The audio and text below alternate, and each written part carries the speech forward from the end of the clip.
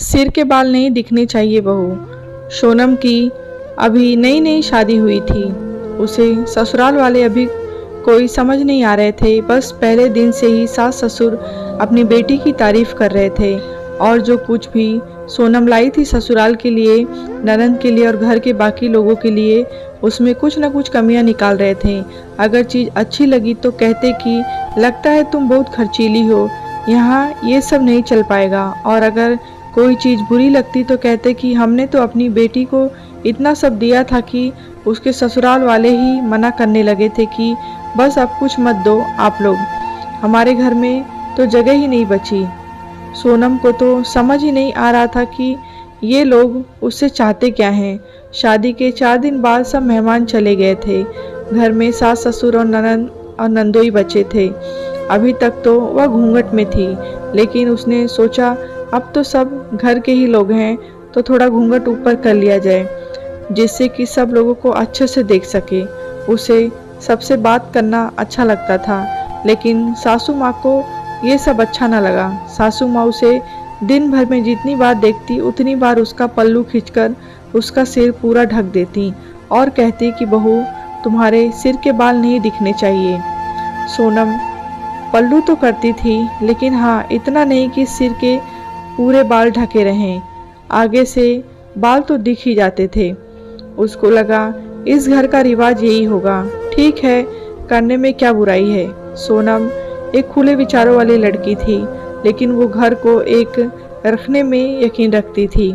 उसे लगता था कि अगर सास ससुर को सिर पर पल्ला रखवाना अच्छा लगता है तो ठीक है, करने में क्या बुराई है। लेकिन जैसे जैसे दिन निकलने लगे उसने देखा कि ये घर का कोई रिवाज जैसा तो नहीं।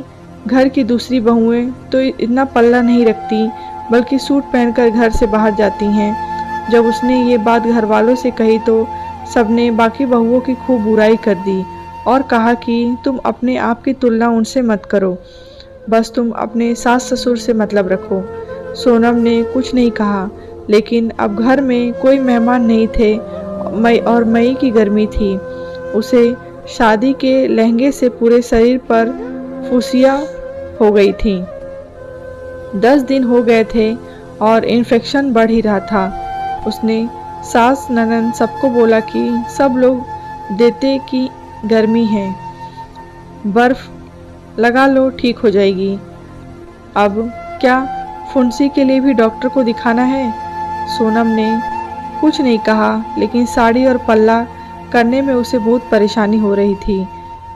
कोई ने उससे ये भी नहीं कहता कि जाओ अपने कमरे में साड़ी बदलकर आराम कर लेना।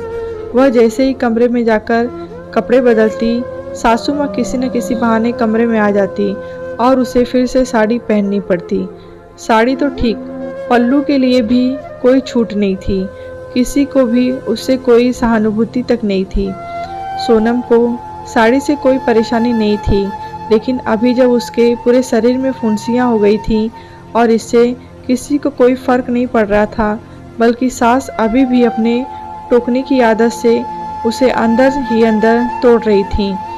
उसी पर ननद उसे ये सुना देती कि मुझे तो 5 साल हो गए शादी को, लेकिन मैंने तो अपनी सास के सामने अभी तक सूट नहीं पहना, बस सारे सीख मायके में ही पूरे करती हूँ। सोनम को समझ सब आ रहा था कि ये सारी बातें उल्हाने सिर्फ उसके बताने के लिए दिए जा रहे हैं कि चाहे कुछ भी परेशानी हो उसे साड़ी पल्लू को करना ही है। रिवाज के नाम पर बस उसे परेशान करके सबको खुशी मिल रही थी। अभी तक सोनम सब कुछ खुशी से कर रही थी, लेकिन अब उसे यह सब जेल जैसा लग रहा था। लेकिन पति भी चुप्पी धारण किए हुए थे, तो वह भी कुछ बोल नहीं रही थी। अगले दिन सोनम का उसकी जेठानी सास के यहाँ खाने का निमंत्रण था।